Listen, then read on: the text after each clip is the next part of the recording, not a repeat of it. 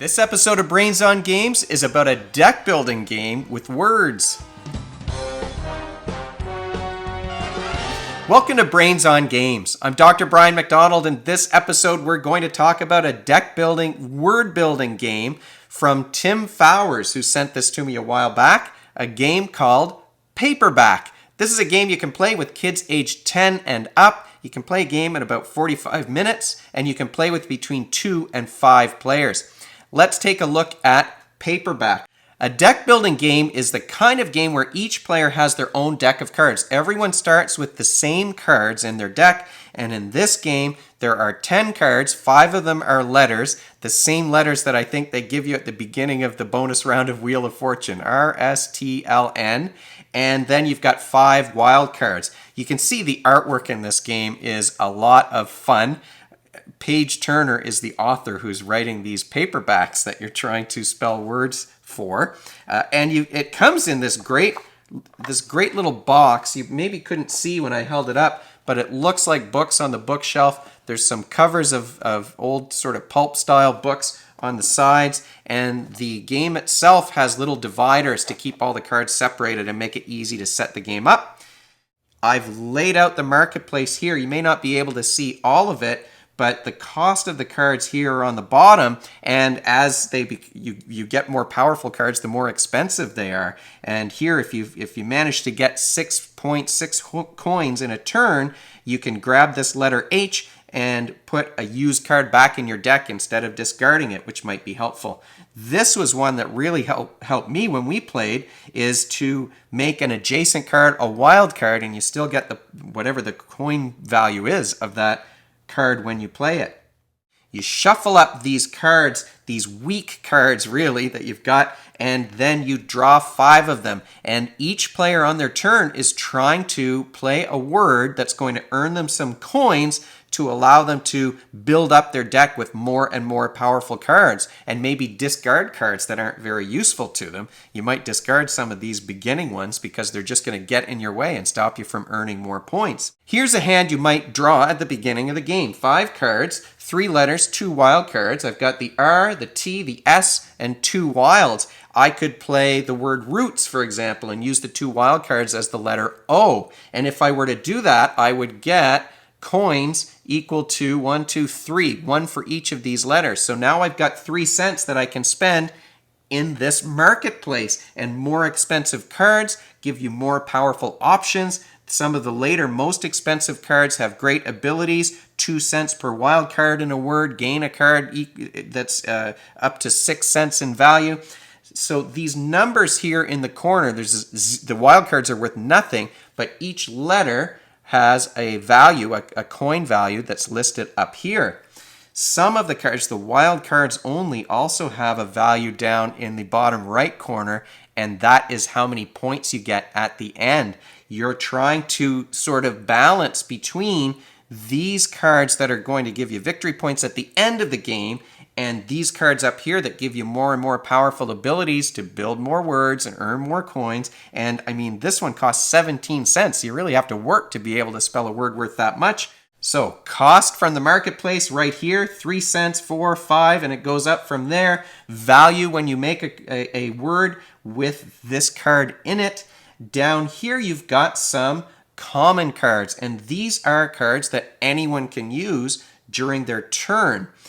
Up, you see where it says 7 letters. If I spell a 7-letter word, I get to grab that common card and put that in my deck, and here is a letter that's worth 5 victory points at the end of the game. Some of the common cards are really neat that you can include here, and so there's a space bar, for example. You can divide your cards up into 2 separate words and get a point for that. You start the game with 4 of these cards that are chosen randomly, these common cards, and the game ends when a player manages to pick one of these up. So if I spell a word with 7 letters or more, I can take that off, and now to get this one, I need to spell a word with 8 letters. And it continues like that. You can see down here at the bottom, I'm going to take it off here. I need a 10-letter word to grab this final one, and then it says game end. So that's one way that you keep track. The other way that you get to the end of the game is to deplete 2 of these piles of wild cards. So these are just like the ones that you start with in your deck, except this one just has page turner typing. These are the covers of novels that she's written. And I love the art style of these cards. So you've got a science fiction story, maybe a romance and a mystery and a western. The number of fame cards is determined at the beginning of the game by the number of players. We played a 2-player game, of course, because I can only play with my son. And so we had 4 and 4 and 2 and 2. And once 2 of these stacks are gone, that's it. The game is over and you start counting up the number of victory points that you have in your deck. Again, you're really trying to balance between grabbing these cards that are going to give you points at the end and grabbing these cards that are going to be useful throughout the game. Cards that, in fact, one of the cards that was really helpful for me were cards like this, where you get to add 1 cent per wild card that you use. So now suddenly these wild cards become useful. Now they're worth 1 cent each so that you can buy something here in the game. And in fact, I was able to spell some words that gave me 3 cents for each of those wild cards because I had multiple cards that were stacking together. And that's really the game. We had a lot of fun playing this thing, thinking of words and trying to put the greatest combinations together in order to earn the most points, grabbing these super fancy wild cards that I like, which were the covers of the novels. This was a lot of fun, but you're thinking about spelling, of course. Your word knowledge is there. There's also some working memory because you're replacing letters. It's not just spelling knowledge, which obviously that's important, practicing correct spelling. Vocabulary is another important skill that you're developing here. You have to be able to think of a word that you can spell with the letters that you have in your hand. And you're using that working memory because these wild cards can represent any letter, and that adds to the complexity, and you're shifting letters around in your mind and trying to figure out which word might work the best. In addition to that base game, there are some extra ways that you can play. You can play it cooperatively, where the wild cards are arranged in a pyramid and you're trying to earn that 17-cent one. Everyone's working together to get up to that 17-cent one. There's these little cubes, which I think is really helpful when you're playing with kids, where a child can show the other players their cards, and other players can give them suggestions for a word that they could make. And if they use one of those suggestions, then they give their cube to that player, and then that cube can be spent as a coin to increase the value of your hand and buy more expensive cards for your deck. There are awards that you can get.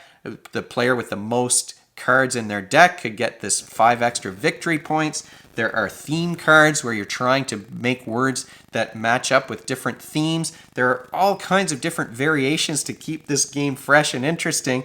And like I said, we really enjoyed it. This is a great spelling, vocabulary game. You're also exercising that working memory skill, and you're trying to do that balancing between victory points at the end and coins throughout the game, which is more of an executive functioning kind of exercise where you're sort of planning ahead and budgeting and balancing things out. And then you've got all those extra powers and awards that can mix things up a little bit more. And that is Paperback in a nutshell. Thanks to Tim Fowers for sending me this game. This was a perfect game for our family. We all really enjoyed it. And if you have any suggestions or comments, you can leave them below this video, or you can email me at brian@brainsongames.ca. Brainsongames.ca is the website. That's where future episodes will go, and previous episodes are up there already. Brains on Games is the Twitter handle and the Facebook page and the Instagram feed, so we're all over the place. And if you enjoyed this video and you want to be notified of future ones, you can head on over to YouTube and click that subscribe button. Thanks for joining me, and hopefully I'll see you next time.